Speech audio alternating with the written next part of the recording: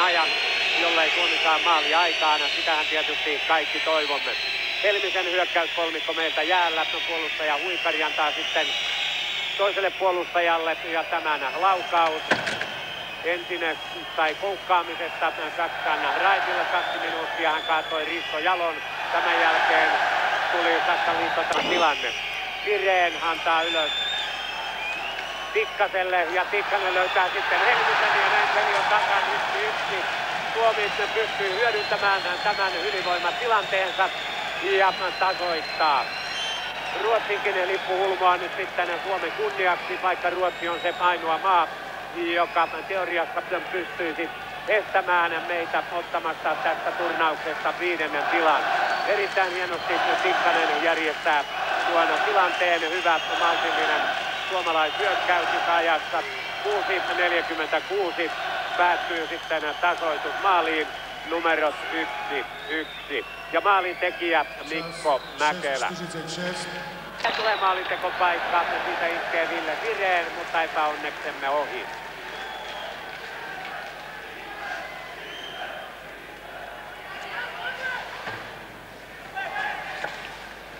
Järvenpää ei pääse kiekkoon. Sireen alimpana miehenä, hyvä syöttö Arbeliukselle.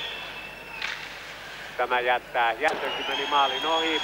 Sitten Hannu Järvenpää, hyvä maalintekijä. Ja tällä kerralla erinomainen syöttö ja sieltä jatkaa sitten toinen Oulun kärpät Pekka Arbelius maaliin. Numerot ovat tasana 2-2. 11.48 pelattu tapahtumarikkaassa ensimmäisessä erässä. Ja siinä näette tuon Järvenpään syötön ja sitten Arbeliuksen jatkon. Mikään kova laukaustua ei ole, mutta tarkka tolpan viereen. Karl Friisen joutuu laskemaan kiekon verkkoon ja jälleen ollaan tasanumeroissa. Sitten Melametsä, tämä laukauspäin saksalaispuolustaja. Liittotasavalta ottaa kiekon. Jätti sitten Skrikolle. Blum.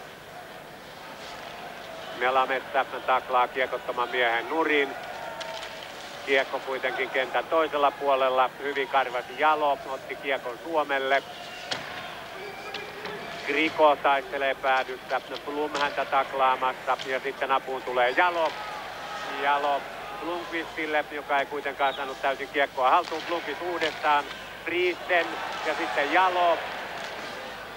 Suoraniemen laukaus päin saksalaispelaajaa. Hyvin taistelee Suomi nyt hyökkäysalueella. Päättäväisesti ylös syöksyy Mäkelä. Jättää hienosti Raimo Helmiselle, joka sijoittaa rauhallisesti 2 Ilveksen pelaajaa. Pelaa hyvin yhteen, 2 Suomen mestaria ja ajassa 2.48. Suomi on mennyt ensimmäisen kerran ottelussa johtoon. Numerot Suomen hyväksi 3-2. Maalintekijä Raimo Helminen ja hyvä esityö tulee Mikko Mäkelältä.